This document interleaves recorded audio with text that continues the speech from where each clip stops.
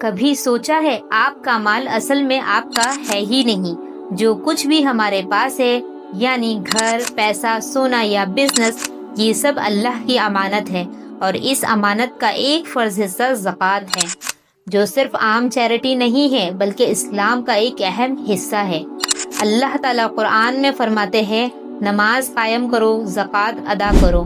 سوچئے، نماز کے فوراً بعد زکوٰۃ کا ذکر کرنا، یہ اس کی عظیم اہمیت کو سمجھنے کے لیے کافی ہے. لیکن بڑا سوال یہ ہے کہ آخر کتنی زکوٰۃ دینی ہوتی ہے؟ اگر آپ کے مال نصاب کو پہنچ جائے اور اس پر ایک پورا اسلامک سال گزر جائے تو آپ پر زکوٰۃ نکالنا فرض ہو جاتا ہے.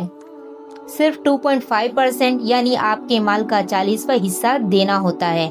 اور ہاں، جو لوگ زکوٰۃ ادا نہیں کرتے ان کے لیے سخت وعید ہے. صحیح بخاری کی ایک حدیث ہے، جس نے زکوٰۃ ادا نہیں کی، قیامت کے دن اس کا مال ایک زہریلی سانپ کی شکل میں اس کے گلے کا طوق بن جائے گا. اللہ تعالیٰ فرماتے ہیں، ان کے مال سے صدقہ لو تاکہ ان کے مال کو پاک کرو اور ان کو پاکیزہ بنا لو. زکوٰۃ دینا کیوں ضروری ہے؟